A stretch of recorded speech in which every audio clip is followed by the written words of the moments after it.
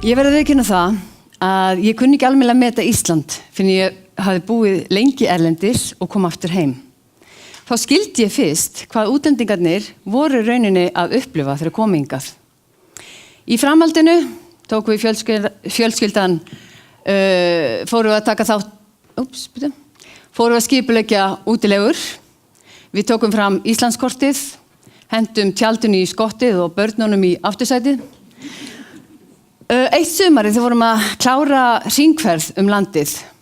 Þá ákveðum við á síðasta deginum, svöng og þreytt, að stoppa við í einum kaupstaðnum og fá okkur eitthvað virkilega gott að borða. Splæsa svolítið á okkur, þetta ekkert ódýrt hérna á Íslandi. En við sem sagt keyrðum landið, bæinn, og enduðum hér. Í sjoppunni á N1. Svekkelsi var eiginlega enn meira þegar ég kom í bæinn og hitti vinkonu sem þekkir þetta svæði mjög vel og hún sagði, Guðbjörg, þú ert að fara hingað. Þetta gamalt kaupfélag, nýuppgert, æðislegu veitingastæður og maður bara svona, ok, stopp, ég þarf ekki að vita meira. En allavega, eftir þetta ákvað ég að kortleggja alla góða matsölustæði út á landi. Það ekki að lenda í þessu aftur. Þannig að ég vildi svo vel til að ég að gefa tímarit sem heitir Í boði náttúrunnar og ég ákveði sem sagt að gera þetta að grein og setja inn í sumarblaði þarna sumarið eftir. Ég fékk nokkra góða og vandláta vini í lið með mér og við kortlögðum alla þessa frábæru staði og notuðum svona ákveðna kríteríu til þess að velja. Það var að sjálfsögðu góðu matur, unnin úr lokal hráefni, einstök stemming og umhverfi, saga og menningin okkar og svo sjálfsögðu ef það var eitthvað brjálæðislega flott staðsetning, þá urðum við að setja það á kortið. En svo sjálfsögðu ef það var eitthvað að vinna í umhverfismálunum, þá það alltaf stór plús hjá okkur. En sem sagt, þegar ég var að vinna þetta kort, þá kemst ég líka að því að útlendingurum var alveg eins og ég var þarna út á landi að finna ekki góða matsölustæði. Þannig að við bara í snatri ákveðum að þýða þetta kort á ensku og setja hinum megin, þar að segja, á íslenska kortið og inn í blaðið. Og þegar blaðið kom í prentsmiðjuna, þá fékk ég eitt svona aha-moment.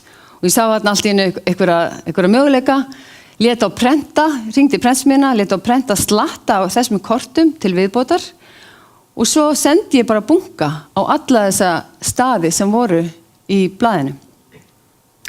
Ég sendi bréf með bunkanum og þar sem ég sagði þeim endilega að deila þessum kortum meðal sinna viðskiptamanna og þannig vinna saman í því að kynna hvern annan, af því ekki voru þeir í samkeppni, dreifður allt land og þeir voru allir með sama markhóp sem rauninni bara fólk sem að leita okkur góðut að borða.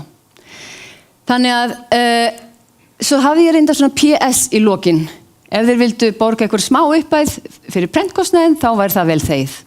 En ég hefði alveg getað gleymt því. Íslendingar og frjáls framlög, það eitthvað ekki. En það stoppaði mig ekki. Það stoppaði mig ekki af því ég vissi að ég var með eitthvað einstakt í höndunum. Og eitthvað sem vantaði. Þannig árið eftir fæddist Handpicked Iceland.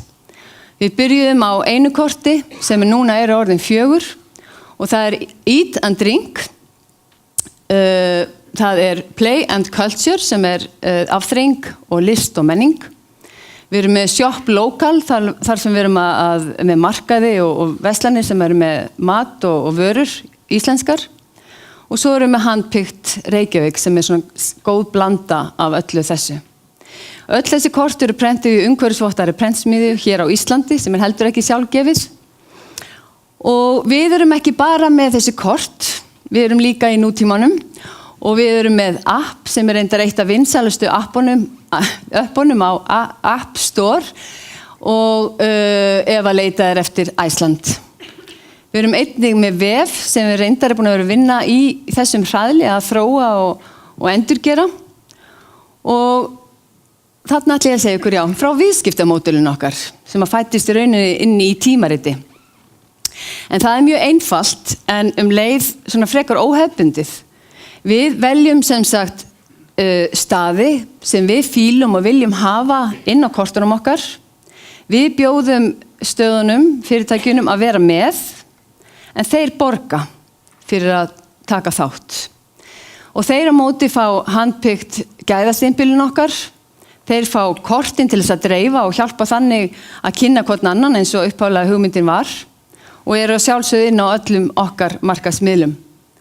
En aftur á móti það ferðamaðurinn sem að notar allt efnið okkar, hann fær allt frítt.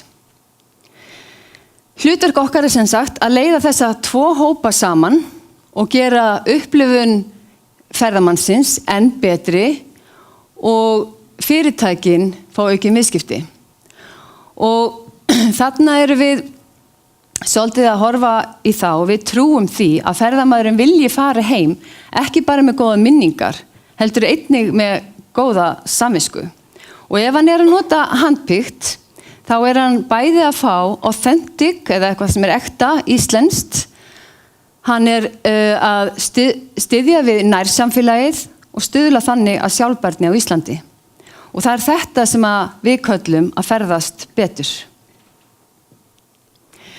Tækifærin fyrir handbyggt að vaksa og dafna eru fjölmörg. Og það greinilega komið fram hérna í hraðlunum. Ég veit alveg varla hvar ég að byrja. En við ákveðum að sýna ykkur taka fyrir tvö verkefni sem við erum að vinna í. Og það sem sagt að skerpa á okkar grænu sérstöðu.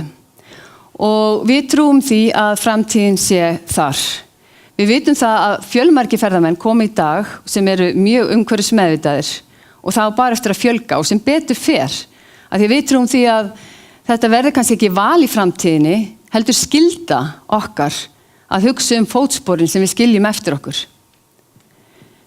Við sjálf viljum vera til fyrirmyndar og við gróðursetjum cirka 1000 tré á hverju ári upp í Heiðmörk, en við viljum og ætlum að gera enn meira og gera það sýnilegra líka. Útrás, við höfum sem sagt trú á því að það eru fleiri en Íslendingar sem vilja láta handvelja fyrir sig góðar upplifanir. Það á alveg við erlenda út allan heim. Þannig að við erum að vinna í því að skapa ferla og skerpa á hugmyndarpakkanum okkar, þannig að við getum fjölfaldaðan í hvaða landi sem er. En þegar upp staðið, eða fyrst og síðast, þá er handbyggt lókalvinurinn sem þú getur treyst fyrir góðri upplifun. Og við erum sem sagt að leita eftir með öll þessi verkefni sem að liggja á borðinu. Þá erum við sjálfsögðu að leita eftir bæði starfsfólki, samstarfsaðilum og fjárfestum. En við viljum líka með þennan persónulega, það sem svo skemmtilegt við handbyggt, þennan persónulega guide, hann svo skemmtilegur og við viljum skora á ykkur að taka okkur með í næsta ferðalag og upplifa hvað ég að tala hérna. Takk fyrir.